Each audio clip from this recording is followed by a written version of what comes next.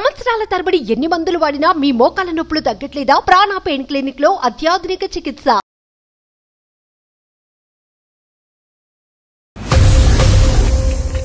నేను ఇంకా నా భర్తతో భరించలేక ఆయన అంటే నాకు ఇంకా విసుగు పుట్టి ఇంకొక అడుగు కూడా నేను ఆయనతో జీవించాలనుకోవట్లేదండి.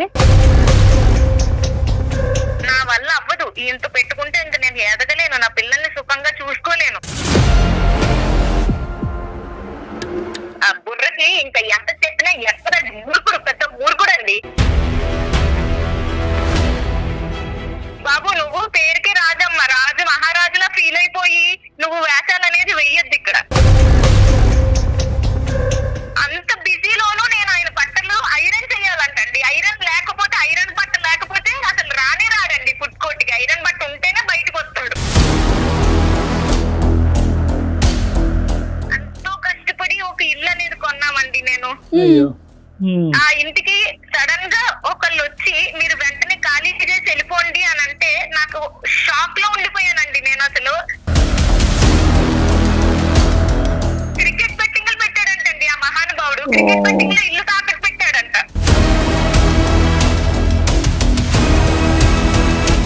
₹1,00,00,000 ఇల్లు డాక్టర్ గారు. అది ₹1,00,00,000 ఒకటి కాదు, రూపాయి కాదు, ఎంతో కష్టపడి ఇష్టంతో కొనుక్కున్న ఇల్లు అండి. నాకు ఒక్క ముక్కు కూడా చెప్పకుండా ఆయన బెట్టింగ్ లో పెట్టి పోగొట్టేశాడండి. ఇదంతా జరిగి ఎన్ని రోజులు అయిందమ్మా? రీసెంట్ గానే అండి, రీసెంట్ గా క్రికెట్ బెట్టింగ్స్ పెట్టారు కదా డాక్టర్ గారు.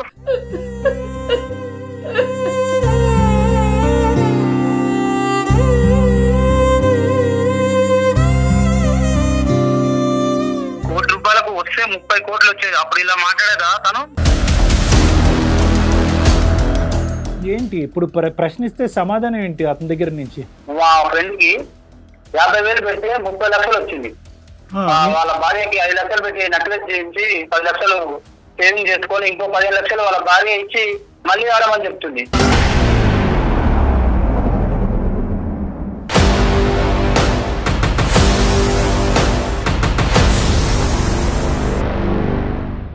అందమైన జీవితం కార్యక్రమానికి స్వాగతం.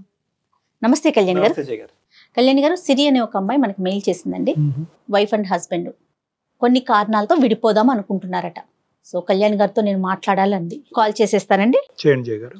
బయట నుంచి కూర్చుని మాట్లాడే మనకు ఒకలా ఉంటుంది జయ గారు. అవునండి, యాక్చువల్ గా అనుభవించేటటువంటి మనం ఈ మాట్లాడి గంటన్నర కాదు, వాళ్ళు ఎన్నో సంవత్సరాలు బట్టి అనుభవించుంటారు కాబట్టి విసుగు వేసారిపోతారు. అవునండి. హలో సిరి అండి. అవునండి, ఎవరు? నేను జయానండి, అందమైన జీవితం ప్రోగ్రామ్ నుంచి కాల్ చేస్తున్నానండి. నమస్తే అమ్మ. రైట్, కళ్యాణ్ చక్రవర్తి గారు ఉన్నారు, ఒక్కసారి మాట్లాడతారా? నమస్తే అమ్మా సిరి. నా పేరు సిరి అండి, నేను హైదరాబాద్ నుంచి కాల్ చేస్తున్నాను. వయసు అమ్మా? నా వయసు 25 అండి. దేని గురించి అమ్మా? మ్యారేజ్ ఇష్యూవా దేని గురించి? అవునండి, నేను ఇంకా నా భర్తతో భరించలేక ఆయన అంటే నాకు ఇంకా విసుగు పుట్టి ఇంకొక అడుగు కూడా నేను ఆయనతో జీవించాలనుకోవట్లేదండి.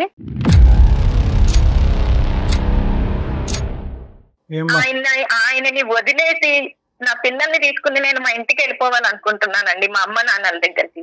ఎంతమంది పిల్లలమ్మా సిరి మీకు? 2 చిన్న పిల్లలండి. పెళ్ళి ఎంతకాలం అయిందమ్మా? పెళ్ళయి ఒక 6-7 ఇయర్స్ అయిందంటే. అంటే నాకు చిన్న వయసులోనే పెళ్లి చేసేసారండి. అతను ఏం చేస్తూ ఉంటారు? అతను ఒక ప్రైవేట్ ఎంప్లాయీ సార్ అంతే ముందు. ఇప్పుడైతే మేము ఒక చిన్న బిజినెస్ పెట్టుకున్నామండి. కానీ ఇంకా నేను అసలు ఆయన భర్త అని కూడా అనరన్నమాట. కనీసం ఒక పిల్లలు ఉన్నారు, చిన్న పిల్లలు, భార్య ఉంది అనే ఆలోచన కూడా లేకుండా. నేను చెప్తాను మేడం గారు మీకు. ఫస్ట్ ఏంటంటే అసలు ఆయనతో నేను ఇప్పుడు వెళ్ళిపోదాం అని అనుకుంటున్న స్థితిలో, కానీ ఆఖరి హోప్ గా ఒక్కసారి డాక్టర్ గారితో మాట్లాడి ఏమో ఆయన బుర్ర మారుస్తే మార్చేమో మనిషి అనే లాస్ట్ హోప్ తో నా ప్రయత్నంతో ఒక్కసారి కాల్ చేశానండి డాక్టర్ గారితో చెప్పుకుందామని. సో ఆయన డెసిషన్ కూడా నేను తీసుకుని ముందడుగు వేద్దామనే ఆలోచనతో చేశాను మేడం గారు. మంచి పని అమ్మా, మంచి పని. విషయం ఏంటో చెప్పండి, అసలు ఏంటి, ఎందుకు మీరు ఇలా విసిగిపోయారు? మాది ఒక మిడిల్ ఫ్యామిలీ మేడం గారు. అంటే అంత హై రిచ్ గా ఉండే ఫ్యామిలీ ఏం కాదు, మిడిల్ క్లాస్ ఫ్యామిలీ మాది. మాది నేటివ్ వచ్చేసి రాజమండ్రి అండి. నేను ఒక్కదానొక కూతుర్ని మా మమ్మీ డాడీలకి.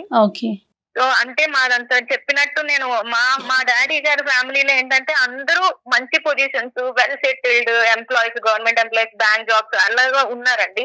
మా డాడీ వచ్చేసి ఒక నార్మల్ చిన్న జాబ్ చేసుకుంటూ నన్ను పెంచారు. సో దాని వల్ల నేను చాలా అవమానాలు చిన్నప్పటి నుంచే వాళ్ళు పడడం నా కళ్ళారా చూశానండి నేను చిన్నప్పటి నుంచి. సో నేను అప్పటి నుంచే కష్టపడి ఉన్న దాంట్లో నన్ను చదివించారు. నేను కష్టపడి చదువుకుని నేనేమనుకునేదానంటే మంచి స్థాయికి ఎదగాలి, మేమంటే ఏంటి అనేది వాళ్ళకి నిరూపించాలి, వాళ్ళ ఎత్తిన నోర్లు మూయించాలి వాళ్ళవి అనే ఆలోచనతో నేను ఎంతో అనుకున్నానండి హ్యాపీగా చూసుకోవాలి అని. సో ఏదో ఇలాగ గంతకు తక్క బొంత అన్నట్టు మాకున్న ఫ్యామిలీ దాంట్లోనే మాకు ఒక ఏదో సంబంధం చూశారు, పెళ్లి చేశారండి. అతను ఒక నార్మల్ ప్రైవేట్ ఎంప్లాయ్ అండి. అప్పట్లో ఒక 15-16 వేలకి శాలరీలో జాబ్ చేసేవారు ఆయన. అంతా ఫస్ట్ అంతా బానే ఉండేదండి. తర్వాత ఆయన నేను అబ్జర్వ్ చేస్తూ గడిచిన కొద్దీ ఏమవుతుందంటే ఆయన అంటే ఒక స్థిరత్వం లేదండి ఆయన బుర్రలో.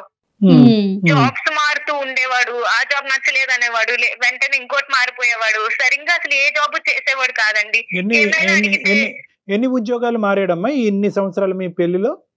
ఒక 5-6 అట్లా మారుతూనే ఉన్నాడండి. ఆల్మోస్ట్ ఇయర్ కి ఒకటి మారుతూనే ఉన్నాడు. మారుతూనే ఉన్నారండి. అయితే ఇంకా నేను ఏంటి అసలు ఎందుకు ఇలా చేస్తున్నారు మీరు అంటే, నాకు కష్టపడడం ఇష్టం లేదు, నాకు హార్డ్ వర్క్ ఇష్టం లేదు, నేను స్మార్ట్ గా ఆలోచిస్తాను, స్మార్ట్ వర్క్ అంటేనే ఇష్టం, నాకు కూర్చున్న దగ్గరికి అన్ని వచ్చేయాలి. ఇంకా ఆయన గారు ఎలాంటోడంటే ఆకాశం నుంచి వెంటనే కింద పడిపోవాలి, కావాల్సిన దగ్గరికి వచ్చేయాలి. అదే ఇంకా అంత అసలు ఇంకా అంత స్మార్ట్ గా వచ్చేయాలి, నేనేం కష్టపడకూడదు, అలా కూర్చోవాలి, తిని కూర్చోవాలి అంతే, నాకు అన్ని వచ్చేయాలి, అంత లగ్జరీగా ఉండాలి, అలా ఉండేవాడండి. సరే ఈయనతో పెట్టుకుంటే నా వల్ల కాదు, నా పిల్లల్ని నన్ను చూసుకోవడం అవ్వదు, నేను అనుకున్న కళలు ఎప్పుడు నెరవేరాలి, నాకు ఇల్లు కట్టుకోవాలని ఆశ అండి చిన్నప్పటి నుంచి. ఇంటికి సంబంధించినటువంటి అవసరాలు ఎంతవరకు తీర్చాడు? సేవింగ్ చేసి అవసరాలు తీర్చిన తర్వాత ఈ విధంగా ఆలోచన అనేటటువంటిది ఉందా అతనికి? లేదంటే అవసరాలు లేదు, సేవింగ్ లేదు, ఉద్యోగం తర్వాత ఉద్యోగం మారి స్మార్ట్ అనుకుంటూ ఉంటామేనా? లేదండి ఆయన ఏం చేసింది ఏమి లేదండి. ఉన్న దాంట్లో ఆయన గట్టి పెట్టుకుని ఏదో అప్పుడప్పుడు అలా కొంచెం ఇంటికి హెల్ప్ చేస్తూ అట్లా ఏదో చేసి నెట్టుకుని వచ్చాడండి. నేను అదే చెప్తున్నా కదా డాక్టర్ గారు, నేను ఇంక ఈయనతో నా వల్ల అవ్వదు, ఈయనతో పెట్టుకుంటే ఇంక నేను ఎదగలేను, నా పిల్లల్ని సుఖంగా చూసుకోలేను. కాదు నాన్న ఒక్క నిమిషం సిరి. ఒక ఇంపార్టెంట్ పాయింట్ ఏంటంటే, మనం వేదిక వరకు వచ్చి ఒక ఆఖరి అవకాశంగా డాక్టర్ గారితో మాట్లాడితే పరిష్కారం ఉంటుందేమో అనే ఆలోచనతో వచ్చినటువంటి మీరు పదే విసుగు వేసారిపోయిన బయటకు వెళ్ళిపోతాను అనేది కాదు.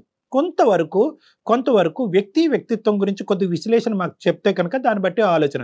అంటే అంత బ్యాడ్ హ్యాబిట్స్ ఉండడం అట్లాంటివి ఏం లేవండి, డ్రింకింగ్ స్మోకింగ్ అవేం లేదండి, మనిషి పరంగా మంచివాడే. రీసెంట్ గా సడన్ గా ఒక రోజు నా ఇంటికి కొంతమంది వచ్చి మీరు ఇల్లు ఖాళీ చేసేయండి, నేను కష్టపడి బిజినెస్ పెట్టి సంపాదించిన ఇల్లు అండి, అది 2 ఏళ్ళు కష్టపడి మొత్తం చిన్న చేసుకుంటూ ఏదో ఒకటి అలా దాచుకుని మా మమ్మీ వాళ్ళని కొంచెం ఇచ్చి ఎంతో కష్టపడి ఒక ఇల్లు అనేది కొన్నామండి నేను. ఆ ఇంటికి సడన్ గా ఒకళ్ళు వచ్చి మీరు వెంటనే ఖాళీ చేసి వెళ్ళిపోండి అని అంటే నాకు షాక్ లో ఉండిపోయానండి. నేను అసలు నా ఇంటికి రావడం ఏంటి, ఎవరో వచ్చి ఖాళీ చేసేయడం చెప్పడం ఏంటి అని, ఏమైందా అనేది నేను అడిగితే అతన్ని క్రికెట్ బెట్టింగ్లు పెట్టాడంటండి ఆ మహానుభావుడు. క్రికెట్ బెట్టింగ్ లో ఇల్లు తాకట్టు పెట్టాడంట.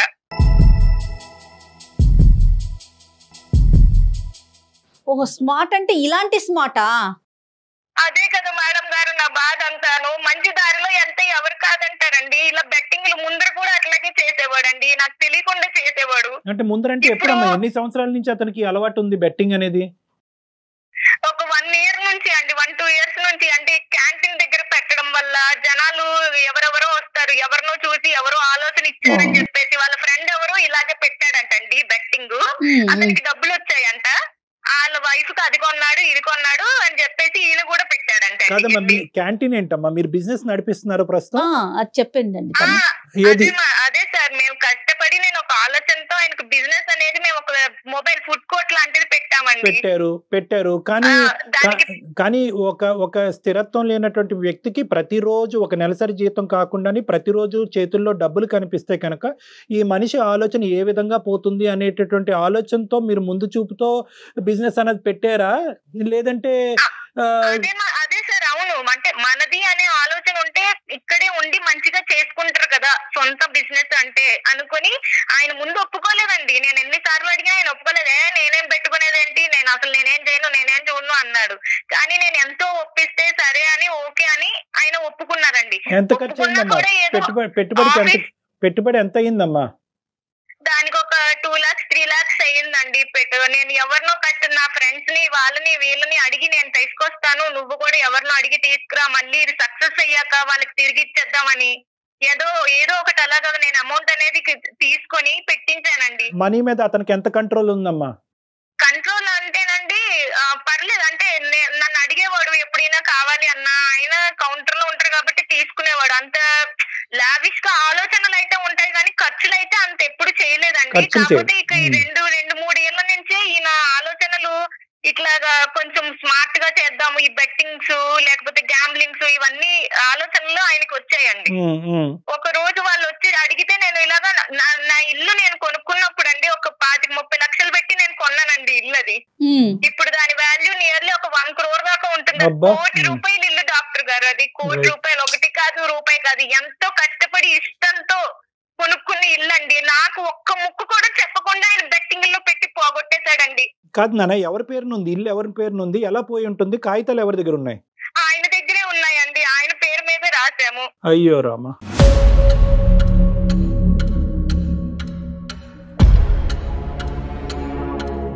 ఇప్పుడు ఏమైపోవాలి డాక్టర్ గారు? నేను నా పిల్లలు మళ్ళీ ఆ మొదటి నుంచి నేను ఇలా రాగలనా అండి? ఇంత కష్టపడి నేను సంపాదించగలనా అండి మళ్ళీ?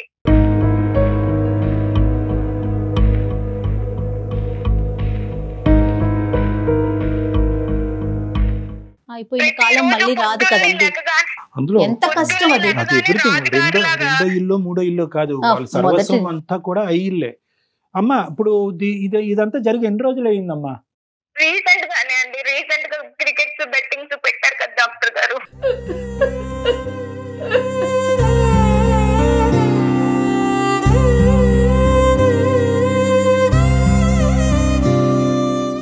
ఏంటి ఇప్పుడు ప్రశ్నిస్తే సమాధానం ఏంటి అతని దగ్గర నుంచి? ఏం లేదండి, అంతే. నేను ఇంతే. పోయింది, డబ్బులు వస్తే వాడేసుకుంటావు కదా, ఆనందపడిపోతావు కదా, పోయినప్పుడు మాత్రం ఎందుకు ప్రశ్నిస్తున్నావు అంటున్నాడండి. సో అంటే ఇంతకు ముందు గెలిచి మీ చేతికి డబ్బులు ఇచ్చిన సందర్భాలు, మీరు ఆనందపడిన సందర్భాలు ఉన్నాయా? లేవు డాక్టర్ గారు, లేవు. ఇప్పుడు నేను ఇది పెట్టడం వల్ల వస్తే నువ్వు ఆనందించేదానివి కదా, పోయింది కాబట్టి నువ్వు నన్ను ప్రశ్నిస్తున్నావు, లేకపోతే నన్ను అడిగేదానివా నువ్వు అని అంటున్నాడండి. సో మీకు తెలిసి ఎప్పుడు కూడా ఈ అంశాన్ని ప్రోత్సహించలేదు? లేదండి, ఎప్పుడూ లేదు. ఒక్కసారి ఎప్పుడు కూడా అలాగే ఒక 50,000 ఎందులోనో అడిగాడు, తీసుకున్నాడు. అవి లాస్ వచ్చేసాయండి. ఏం వాడాడు కూడా తెలియదండి. అడిగితే లేదు, పోయాయి అన్నాడు.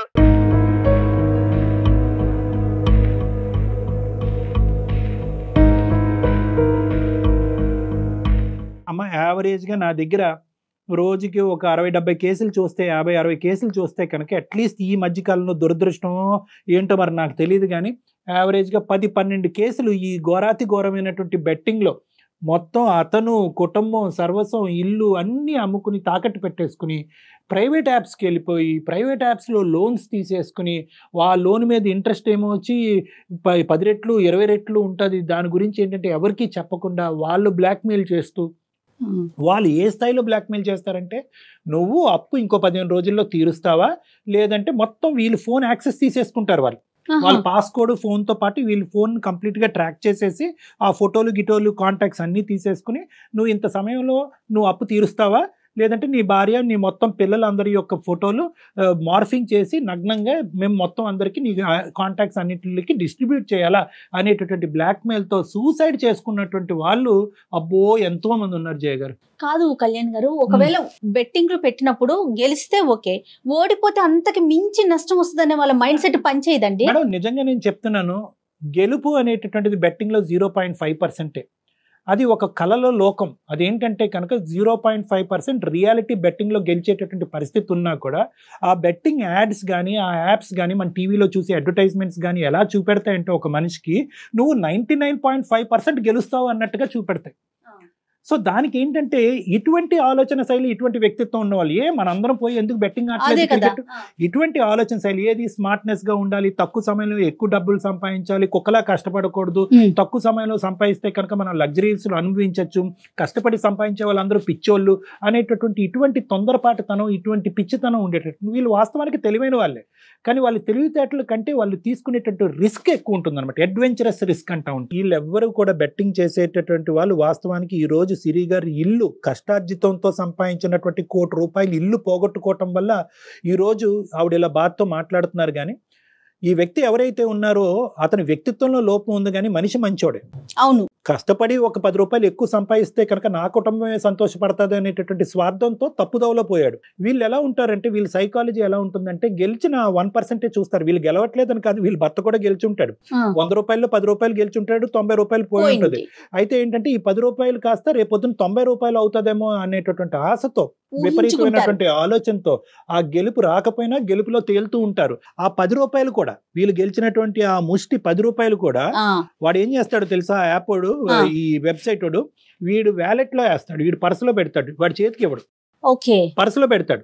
పర్సులో పెట్టి రేపొద్దున నెక్స్ట్ గేమ్ అని కొట్టగానే నీ వ్యాలెట్ లోంచి ₹10 తీసాము, నువ్వు ఇంకో ₹50 పెట్టి అంటాడు, మళ్ళీ ₹50 పెడతాడు, ₹5 గెలుస్తాడు, ₹5 మళ్ళీ వ్యాలెట్ లోకి వెళ్తాడు. సో ఎక్కడ కూడా వీళ్ళ చేతికి వచ్చే డబ్బులు ఏముండవు, అది వ్యాలెట్ లో పెట్టి మళ్ళీ గేమ్ ఆడడానికి ఉపయోగపడుతుంది. సైకిల్ వీళ్ళు ఏంటంటే వీళ్ళు ఊహాజనకం, ఎంత ఘోరం అండి, వీళ్ళు ఊహాజనకమైనటువంటి లోకంలో వాడు టెంప్ట్ చేస్తూ ఉంటాడు. నిన్నే ఇంతమంది గెలిచారు, మొన్న వీడు గెలిచారు, వీడి ఫోటో ఇదిగో, వాడి ఫోటో ఇదో, రేపే నీదే లాస్ట్ ఛాన్స్, 10 సార్లు ఓడిపోతే 11వ నువ్వు గెలుస్తావు అని చెప్పి మోటివేషనల్ గా టెంప్ట్ చేస్తూ వాళ్ళని అలా లూప్లోకి లాగుతూ ఉంటారు. నా దగ్గరకు వచ్చినటువంటి వాళ్ళు 5 కోట్లు పోగొట్టుకున్న వాళ్ళు ఉన్నారు, 50 లక్షలు పోగొట్టుకున్నటువంటి వాళ్ళు ఉన్నారు. వీళ్ళేమి రిచ్ పీపుల్ ఏం కాదమ్మా. ఇంత మొత్తం పోయేటప్పటికి అటువైపు తల్లిదండ్రులు, ఇటువైపు అత్తామామలు మొత్తం ఇల్లు, ఆస్తులు, సర్వస్వం అమ్ముకుంటారు అన్నమాట. సారీ అమ్మ సిరి, ఇటువంటి పరిస్థితులు నాకు సడన్ గా గుర్తొచ్చి చెప్పాలి కాబట్టి ప్రేక్షకుల్లో ఎవరన్నా ఉంటే అర్థం చేసుకుంటారని నేను చెప్పానమ్మా. ఇప్పుడు ఇతని యొక్క తత్వం ఎలా ఉందమ్మా, ఏమంటాడు ఇతను? అసలు ఏం మాట్లాడట్లేదండి, నేను ఇంతే, నేను మారను, నేను ఇలాగే చేస్తాను, నువ్వు ఏం చేసుకుంటావో చేసుకో. అసలు ఈ మహానుభావుడు ఎలాంటోడంటేనండి, ఫుడ్ క్యాంటీన్ దగ్గరికి ఎట్లా రావాలండి, ఐరన్ కావాలంట బట్టలు, నేను పొద్దున్నే లెగిచి పిండిలు రుబ్బుకొని చట్నీలు చేసుకుని అన్ని పిల్లల్ని రెడీ చేసి స్కూల్కి పంపించి బయటకి ఒక మంచి పిక్చర్ చూపెడతాడమ్మా, అంటే స్మార్ట్ గా, నీట్ గా, ఫార్మల్ గా కనిపిస్తుంది. అదే కదండి, ఇన్ని పనులు నేను చేస్తుంటే ఇంత కూడా హెల్ప్ చేయకుండా నువ్వు ఆడదానివి, నీ పనులు నువ్వు చేసుకో, నన్ను చేయమంటావేంటి అంటాడండి. అంత బిజీలోనూ నేను ఆయన బట్టలు ఐరన్ చేయాలంటండి. ఐరన్ లేకపోతే, ఐరన్ బట్ట లేకపోతే అసలు రాడండి ఫుడ్ కోర్ట్ కి. ఐరన్ బట్ట ఉంటేనే బయటకు వస్తాడు. కొద్ది షోక్ గాళ్ళండి. కష్టార్జితం వచ్చేటటువంటి డబ్బులతో అతని పేరుని ఇల్లు కొంటాం ఏంటమ్మా, నాకు అర్థం కావట్లేదు. ఇక్కడ అతని పేరుని ఇల్లు మీద పెడదామంటే నేనంటే నమ్మకం లేదా, నాకు వాల్యూ లేదా, నేను ఏమన్నా పోగొట్టేస్తానా, మాట్లాడుతుంటే మాటలు కూడా బాగొస్తాయి అనుకుంటా. మరి సిరి ఒకసారి మాట్లాడదామా, డాక్టర్ గారితో ఏమన్నా మాట్లాడించి చూద్దామా? నేను అందుకే ఫోన్ చేశానండి. సారి మాట్లాడితే అయినా ఆయన బుర్ర మారితే పర్వాలేదు, అదే కదండి నాకు కావాల్సింది. అంటే ఇప్పుడు అతనిలో మార్పు వస్తే కనుక పోయినటువంటి తీసి పక్కన పెట్టి, ఇప్పుడు ఇల్లు అంతా పోయినట్టేనమ్మా, ఈ ఇంట్లో ఇల్లు అమ్ముకుని కొంత అప్పు తీర్చి మిగతా డబ్బులు సేవ్ చేసుకునే పరిస్థితి ఉందా? ఏమీ లేదండి, మొత్తం ₹1,00,00,000 ఇల్లుని తాకట్టు పెట్టేశాడండి. వాళ్ళకి నా వెనకాల ఏ ఆస్తుందనండి, నేను మిడిల్ క్లాస్ నుంచి కష్టపడి కట్టుకున్న దాన్ని ఇచ్చేసాడండి. దాన్ని ఎలా తెచ్చుకోగలను, ఎవరిస్తారండి నాకు అప్పు? ఇంకా అదే ఎవరు ఏం చేయలేరమ్మా. కానీ మనం ఏం చేయగలం అతని ద్వారానే విందాం. అది నెంబర్ 1. నెంబర్ 2, ఇంకా తెలియని అప్పులు ఏమైనా ఉన్నాయా? ఇంతటితో ముగిసిందా? డాక్టర్ గారు, ఆయన గారికే తెలియాలి. తెలియకుండా ఇంత పెద్ద ఇల్లునే తాకట్టు పెట్టాడు, ఇంకా నాకు తెలియకుండా ఎన్ని వేసేసాడు. ఒకప్పుడు అతనిలో ఒక పరివర్తన వస్తే కనుక ఈ కథను ఇక్కడితో ముగించి గతాన్ని తవ్వకుండా అతనితో పాటు ప్రయాణం చేస్తూ కష్టపడి ఉండే ఉద్దేశం నీకుందమ్మా? అది కూడా లేదా? ఉందండి, అంటే ఆయన మారతాడు, నిజంగా మారతాడు అంటే మళ్ళీ ఎంతో కొంత. ఇప్పుడు నేను కట్టినంత ఇల్లు నేను కట్టలేకపోవచ్చు, అంత సంపాదించలేకపోవచ్చు, కానీ ఊపిక ఉన్న వాళ్ళే కదా డాక్టర్ గారు ఎవరైనా చేసుకోగలిగేది. మేడం సిరి గారు, ఇంకొక ప్రశ్న మేడం, ఇది మీ కుటుంబ సభ్యులు, వాళ్ళ కుటుంబ సభ్యుల వరకు వెళ్ళిందా విషయం? ఇంకా అక్కడ వరకు వెళ్ళలేదా? ఇంకా నేను చెప్పలేదండి, రీసెంట్ గానే జరిగింది కదా. చెప్తే వాళ్ళేమనుకుంటారో, ఆల్రెడీ మా ఫ్యామిలీలో నేను ఎంతో ఘనంగా ఇల్లు కట్టి గృహప్రవేశానికి పిలిచి నేనేంటో చూపించి వాళ్ళకి అలాంటి నోర్లు మూయించానండి. అలాంటిది ఇప్పుడు మళ్ళీ వాళ్ళ దగ్గరికి నేను ఏ మొహం పెట్టుకుని వెళ్ళి నేను చెప్పగలను? మళ్ళీ నన్ను ఆ వాల్యూతో చూస్తానండి. ప్రస్తుతం ఇప్పుడు అదే ఇంట్లో ఉన్నారమ్మా, ఇల్లు వేరే ఇంట్లోకి మారారా? లేదండి, నేను ఇంకా అంటే ఖాళీ చేయమని చెప్పేశారు, వెళ్ళిపోవాలండి. నాకు ఎక్కడికి వెళ్ళాలో తెలియట్లేదు ఇప్పుడు ప్రెసెంట్.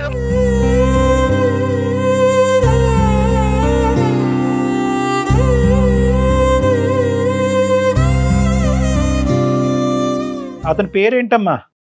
అతని పేరు రాజు అండి. ఎక్కడున్నారమ్మా రాజు గారు?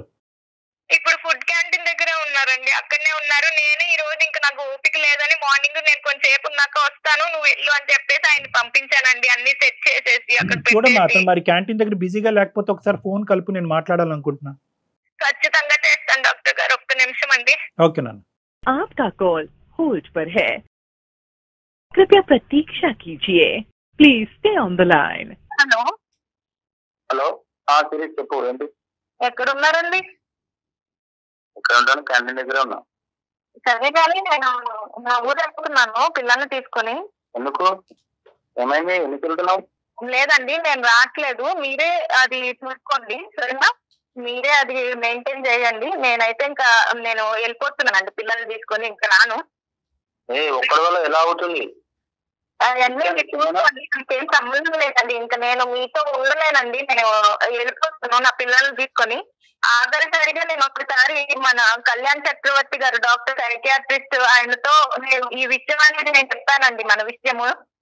ఆయన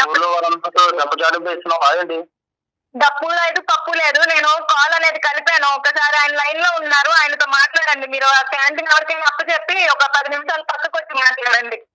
రాజుగారు నమస్తే అండి. రాజుగారు నమస్తే. నమస్తే. నేను ఊరోనే కానీ కొద్దిగా ఇటువంటి విషయాల్లో కొద్దిగా చాకచక్యంగా డీల్ చేసేటటువంటి వ్యక్తి. సో కాసేపు మీరు మాకు టైం ఇవ్వగలిగితే కనుక ఒక 2 నిమిషాలు మాట్లాడతాం మీతో. చెప్పండి. రైట్ రాజుగారు, ఇప్పుడు పరిస్థితి ఏంటంటారు?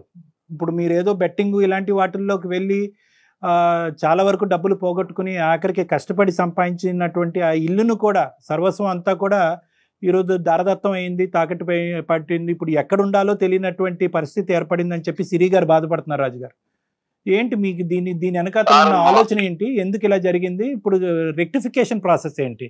ఏ విధంగా ఈ ప్రాసెస్ ని మనం రిపేర్ చేయగలం? లైఫ్ లో రూపాయి దాచుకొని ఎదగాలంటే తొందరగా ఎదగలేము కదా సార్. అదే ఈ బెట్టింగ్ ద్వారా దీని ద్వారా అయితే తొందరగా ఎదగలుగుతాం. ఇప్పుడు మా బడ్డీ కొట్టుకోరికి వచ్చి చాలా మంది అంటుంటారు, టిఫిన్ చేసుకుంటూ వాళ్ళు మాట్లాడుకుంటున్నారు. మా ఫ్రెండ్ కి ఒకతనికి 50,000 పెడితే 30 లక్షలు వచ్చింది.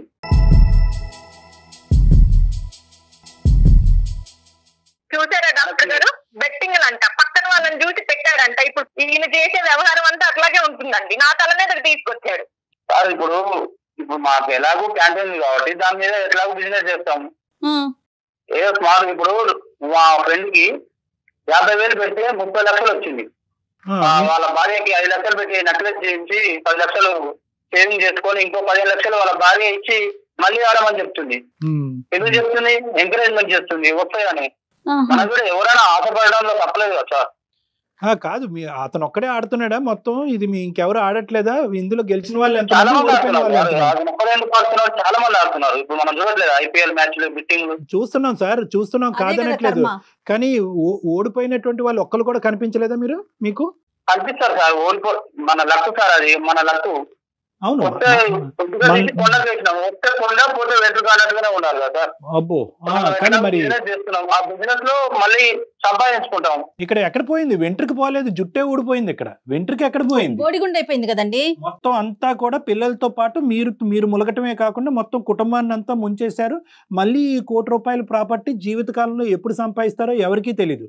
మీరు బ్యాచులర్ గా ఉండి మీరు ఏం చేసుకుని, మీరు తల తాకట్టు పెట్టుకుని అప్పు తీర్చుకుని ఏం చేసుకుంటారో అది వేరే విషయం. మీరు ఎంత రిస్క్ అన్నా తీసుకోండి, అది నేను మాట్లాడట్లేదు ఈ రోజు ఇక్కడ. కానీ మీతో పాటు ముడిపడినటువంటి నీ భార్య, నీ పిల్లలకి, ఎందుకంటే ఈ మొత్తం ఇంట్లో సంపాదన కష్టార్జితం ఆవిడది కూడా, అది గుర్తుపెట్టుకోండి.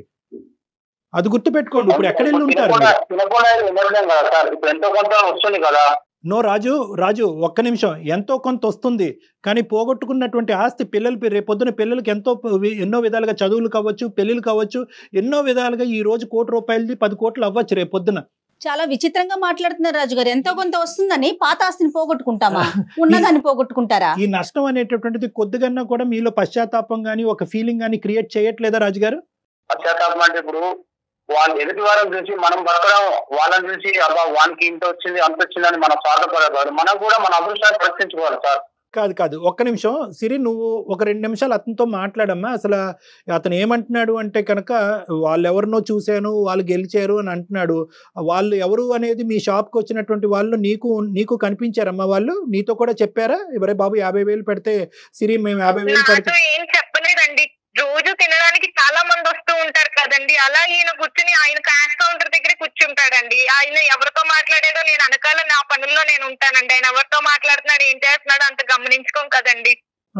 సో అట్లీస్ట్ పేరుకి రాజండి బాబు, నువ్వు పేరుకి రాజమ్మ, రాజు మహారాజులా ఫీల్ అయిపోయి నువ్వు వేషాలు అనేది వెయ్యొద్దు ఇక్కడ.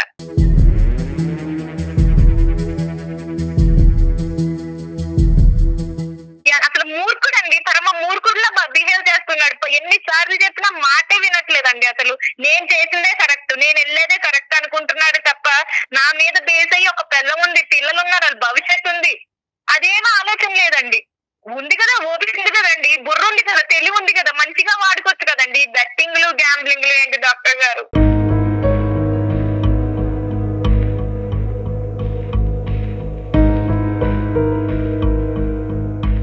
ఆడితే దాంట్లో వస్తుంది సార్, తగిలితే తగలొచ్చు. నువ్వు దీని మీద ఏమైనా రిసెర్చ్ చేసావా? నెక్స్ట్ టైం తగులుతుంది. నువ్వు చూసినటువంటి ఆ ఒక్క వ్యక్తి 50,000కి 3 లక్షలు వచ్చినటువంటి ఒక్క వ్యక్తిని నువ్వు చూసావు. నేను కొన్ని వేల మంది ఈ గ్యాంబ్లింగ్ వల్ల మునిగిపోయినటువంటి వాళ్ళని చూశాను. నా అనుభవం ఎక్కువ, నీ ఆలోచన ఎక్కువ. ఒక్కసారి ఆలోచించుకో. మబ్బులు చూసి ముంతలో నీళ్ళు కాదు లైఫ్ లో ఎదగాలని ఆలోచిస్తారులే తప్ప మీరు చెప్పేది ఆలోచించట్లేదు రాజుగారు. రాజుగారు ఫ్యూ థింగ్స్ నేను అడుగుతాను. ₹1,00,00,000 వ్యవహారం చెల్లుబాటు అయిందా? ఇంకా వెనకతలు ఏమన్నా అప్పులు సప్పులు ఉన్నాయి? ఆవిడకు ముందే చెప్పండి, అప్పుడే గుండు పగిలేటట్టుంది ఆవిడ ఆల్రెడీ నిర్ణయం తీసుకుంది. మేము ఇంట్లోంచి వెళ్ళిపోతాను, పిల్లలతో పాటు వెళ్ళిపోతాను. ఈ మూర్ఖత్వంగా మాట్లాడి అట్లీస్ట్ పోయింది ఎలాగో పోయింది, దానికన్నా నేను మెంటల్గా ప్రిపేర్డ్ ఉన్నాను. ఇప్పటికైనా ఆ మనిషికి కనువిప్పు కలిగి ఒక మంచి ఆలోచనతో ముందుకు వస్తే కనుక నేను యాక్సెప్ట్ చేయగలను. ఒక స్థిరంగా మన ఇద్దరు కష్టపడి పైకి వెళ్ళడానికి మళ్ళీ ప్రయత్నం చేద్దామనే ఉద్దేశంతో ఆవిడ ఒక గోరంత ఆస్తూ ఒక వెంట్రుకంత ఆస్తూ ఆవిడ వెయిట్ చేస్తుంది. ఆ ఆశ కరెక్ట్ అంటారా? మీరు మారేటటువంటి ఉద్దేశం మీకుందా లేదా? ₹1,00,00,000 వస్తే 30 కోట్లు వచ్చేది. అప్పుడు ఇలా మాట్లాడేదా తను? రాజు ఒకటి ఈ ₹1,00,00,000కి 30 కోట్లు వస్తాయి, ఈ లెక్కలన్నీ అనవసరం. వస్తాయి అనేటటువంటి గ్యారంటీ ఎంతవరకు ఇవ్వగలరు? వచ్చే లోపల ఈవిడేదో నిజంగా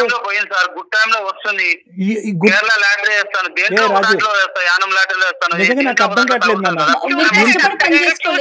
ఇప్పటికీ కూడా మాట్లాడాలన్న మాట ఆయన నోట్లోంచి రావట్లేదు. అంటున్నాడండి ఆ వ్యక్తి. అసలు మానవ ఇంకా డబ్బు లేకపోతే భర్తను వదిలేస్తారండి. చూసారండి, డబ్బు లేకపోతే భర్తను వదిలేస్తున్నారు. సమాజంలో భర్త లేకుండా ఎలా బతుకుతావో నేను స్మార్ట్నెస్ గురించి మాట్లాడే మూర్ఖుల్లాగా అనిపిస్తున్నావు రాజు. నా మాటలో తప్పుగా అనిపిస్తే కనుక క్షమించు. నువ్వు స్మార్ట్నెస్ అనేటటువంటి పదంతో మూర్ఖత్వంగా ప్రవర్తిస్తున్నావు. నిజంగా డబ్బు ఉంటేనే బతుకుతావా, డబ్బు లేకపోతే బతకలేవా, డబ్బు ఉంటేనే భార్యలు భర్తలతో ఉంటారు లేదంటే వదిలేస్తారు అంటే కనుక ఖచ్చితంగా నిజం అది. ఎందుకు ఎలా బతకాలి ఆవిడ రేపొద్దు నుంచి? ఆ పిల్లల్ని రూపాయి 2 కాదు, మనం కష్టపడి కింద నుంచి ఎదిగిన ₹1,00,00,000. అర్థమవుతుందా నీకు? అసలు లక్షలు కాదు. అదృష్టవంతుడు లేకపోతే దేవుడు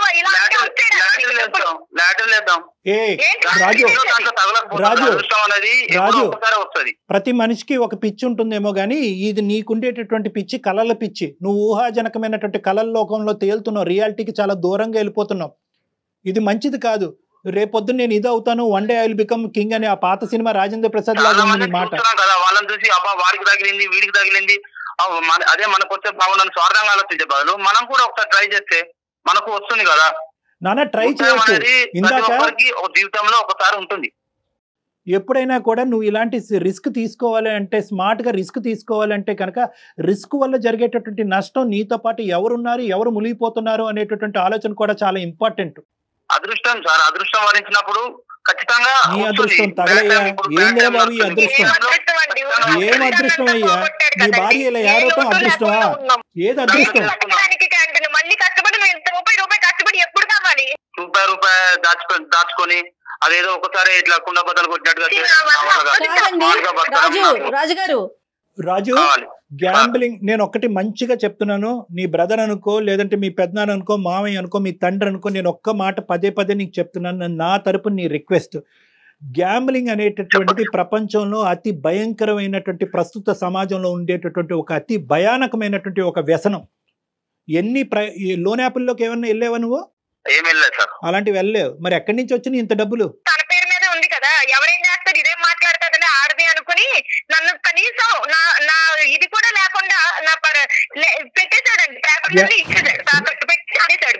అదే రాజు, అదే వస్తే ఇలా మాట్లాడతాను. వచ్చినప్పుడు మాట్లాడు రాజు, రాజు వచ్చినప్పుడు మాట్లాడు, నీకు నీ పాదాలకి దండం పెడతాది. అదే వస్తే మీకు కాల్ చేసి ఇలా మాట్లాడుతుందా తను? మాట్లాడు కానీ వచ్చినప్పుడు నువ్వు మాట్లాడు.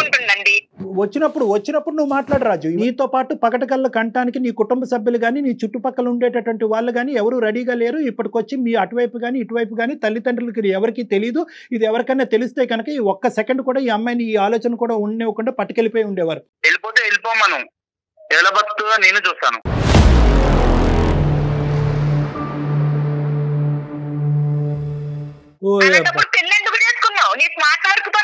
ఏం మాట్లాడుతున్నావు? నీలో ఈ యాంగిల్ కూడా ఉంది, ఈ సాడిస్టిక్ యాంగిల్. బతికించడం కోసమే కదా నేను ఆలోచించేది. బతికించట్లేదు నువ్వు, ఇంకా కింద పరిచేసి చంపేస్తున్నావు మనుషుల్ని. నేను రాసిస్తున్నాను 100% గ్యారంటీ. చాలా సుఖంగా సంతోషంగా అమ్మాయి బతుకుతుంది పిల్లలతో పాటు. ఈ రోజు నష్టం నీకు, మార్పు వచ్చేటటువంటి భర్త, కరెక్ట్ గా విధానం పద్ధతిగా ఉండేటటువంటి భర్తతో పాటు ఉండగలిగే హక్కు అమ్మాయికి ఉంది. కానీ ఇలా వ్యసనాల బారిన పడి మొత్తం కుటుంబాన్ని ముంచేటటువంటి భర్తతో పాటు ఉండవలసినటువంటి అవసరం ఆవశ్యకత ఆవిడకి లేదు. ఆవిడకి తెలివితేటలు ఉన్నాయి, ఆవిడకి ఆలోచన శక్తి ఉంది. ముఖ్యంగా కష్టపడి స్మార్ట్నెస్ అనే పదాన్ని పక్కన పెట్టి కష్టాన్ని నమ్ముకుని బతికేటటువంటి తత్వం, కెపాసిటీ ఆవిడకు ఉంది. నువ్వెవరు ఛాలెంజ్ చేసేదానికి ఆవిడకి? ఏం బెదిరిస్తున్నావా రాజు? భర్త లేకుండా ఎలా ఉంటారని ఆ రోజులు ఎప్పుడో మారిపోయినాయి. దయచేసి వాస్తవంలోకి రా. అలాంటి మాటలే మాట్లాడతాడు. అన్ని పిచ్చి మాటలు లాగా అనిపిస్తా ఉన్నాయి. వదిలేమ్మా, నేనైతే గట్టిగా మాట్లాడుతున్నానని నువ్వు గట్టిగా మాట్లాడద్దు. అది కాదు, లేదు అతను తెలివితో. ఇది మూర్ఖత్వం అమ్మా నానా, ఇది మూర్ఖత్వం. నీ 30 కోట్లు తగలయ్యా, నీ 30 నీకు పిచ్చి పట్టినట్టు అవుతుంది. ఒక్క నిమిషం నా మాట విని రాజు, ఒక్కసారి నన్ను వచ్చి పర్సనల్ గా కలు. దయచేసి అర్థం చేసుకొని, నీకు ఒక పిచ్చి పట్టింది, ఒక వ్యసనం అయినటువంటి వ్యాధితో నువ్వు బాధపడుతున్నావు. ఈ బాధకి ఒక వ్యాధి కాదు సార్. ఇప్పుడు చాలా మంది నేను చూస్తున్నారు కదా సార్, ఇప్పుడు IPL మ్యాచ్, బెట్టింగ్ మ్యాచ్లు చూస్తున్నారు కదా సార్, మీకు తెలియకపోవడం. నానా ఒకటి చూసి ఈచపడే వాళ్ళు మనం కూడా ఈ డౌట్ కూడా నేను క్లియర్ చేస్తాను. మనం పరీక్షించుకోవాలి సార్. రాజుగారు కరెక్టే, పోయిందంటండి, చూసారా? పోయిందంట, ఏదో ఎలాగ ఎంట్రుకు ఎగిరిపోయినంత ఈజీగా చెప్తున్నాడండి ఆయన పోయిందని. సిరి ఒక్క నిమిషం అమ్మా, అతని డౌట్ మనం క్లారిఫై చేస్తే అప్పటికైనా కనువిప్పు వెళ్తుంది. ఎందుకంటే కొన్ని వేల మంది ఆడుతున్నారు, పబ్లిక్ గా టీవీలో అడ్వర్టైజ్ చేస్తున్నారు, అది కూడా బెట్టింగే కదా. మన బెట్టింగ్ అంత తప్పు అయితే కనుక అడ్వర్టైజ్మెంట్లు ఎందుకు వేస్తున్నారు, నివారించవచ్చు కదా, నిలవరించవచ్చు కదా గవర్నమెంట్. దీనికి ఇటువంటి ప్రశ్నలు చాలా వింటూనే ఉన్నాం అమ్మా. కానీ ఇక్కడ ముఖ్యంగా మన ఉద్దేశం ఏంటంటే, ఈ బెట్టింగ్ అనేటటువంటిది వ్యక్తిత్వం బట్టే ఆధారపడి ఉంటుంది. ఆడినటువంటి వాళ్ళు 100 కోట్ల మంది ఉంటారు, కానీ ఎక్కడ ఆగాలో అనేటటువంటి ఆలోచన వాళ్ళకు ఉంటుంది. మన కెపాసిటీ ఏంటి, మన కుటుంబ వ్యవహారం ఏంటి, పరిస్థితులు ఏంటి, మనం సంపాదించేది ఎంత, మనం సేవ్ చేసుకునేది ఎంత రిస్క్ తీసుకుని మనం పోగొట్టుకుంటున్నాం అనే లెక్క కరెక్ట్గా తెలియాలి ఇందులో దిగే ముందు. ఈ లెక్క తెలియకపోతే కనుక అందులో ములుగుతావు, ఊబిలో కూరుకుపోతారు. ఒకప్పుడు నీ బ్యాచులర్ అయితే కనుక, నీ మీద ఆధారపడేటటువంటి వాళ్ళు ఎవరు లేకపోతే కనుక ఇంతకి 100 రెట్లు స్పీడ్కి వెళ్ళు, నీ గొయ్యి నువ్వు తవ్వుకో, ఎవడు కాదంటూ. కానీ ఈరోజు మా ఆవిడని ముంచుతాను, కుటుంబాన్ని ముంచుతాను, కానీ నేను అదే దారిలో వెళ్తాను అంటే కనుక ఆవిడ నీతో పాటు ప్రయాణం చేసేటటువంటి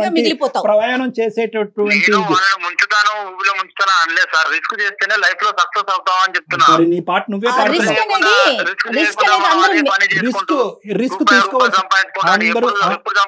రాజు, రిస్క్ తీసుకోవాల్సినటువంటి రిస్క్ తీసుకోవచ్చు, కానీ ఆలోచనతో రిస్క్ తీసుకోవాలి, అవసరం బట్టి రిస్క్ తీసుకోవాలి, పరిస్థితులు బట్టి రిస్క్ తీసుకోవాలి, ఆధారపడేటటువంటి వ్యక్తులు బట్టి రిస్క్ తీసుకోవాలి. దయచేసి అర్థం చేసుకో. ఇప్పటికైనా కూడా నీకు ఆలోచన లేకుండా రిస్క్ స్మార్ట్ అంటే కనుక పదాల పరంగా నువ్వు వాడుతున్నావు, కానీ ఈ పదాలకి డెఫినేషన్ నీకు తెలియదు. నువ్వు అమాయకుడువో, మూర్ఖుడువో, పిచ్చోడువో నాకైతే అర్థం కావట్లేదు. ఈ మూడిట్లో ఎవరు బుర్రకి ఇంకా ఎంత చెప్పినా ఎక్కడ మూర్ఖుడు, పెద్ద మూర్ఖుడండి. ఇలాంటి ఆలోచనే ఉంటే ఎవ్వరు ఉద్యోగాలు గాని వ్యాపారాలు గాని ఏమి చెయ్యం. ఒక ఆఖరి అదృష్టం అవకాశం. కోసం పరుగులు పెట్టడమే. ఒక్కసారి నా దగ్గర రండి. పిల్లల భవిష్యత్ దృష్ట్యా ఇంకెవరు వద్దు. నీ భార్య వదిలేసే, నీ గురించి వదిలేసే, నా మాటలు కూడా వదిలేసే. పిల్లలు, చంటి పిల్లలు, నీ 30 కోట్లు వద్దు. నువ్వు కష్టపడేటటువంటి ఆ 10 రూపాయలు చాలు, మా స్కూల్ ఫీజులు కట్టి మాకు తిండి పెడితే చాలు మా నాన్న అనుకునేటటువంటి అడగలేనటువంటి వయసులో వాళ్ళు ఉన్నారు. రేపు అడిగేటటువంటి వయసులో వాళ్ళు వస్తే కనుక నీ మొహం ఎక్కడ పెట్టుకోవాలని నీకు తెలియదు.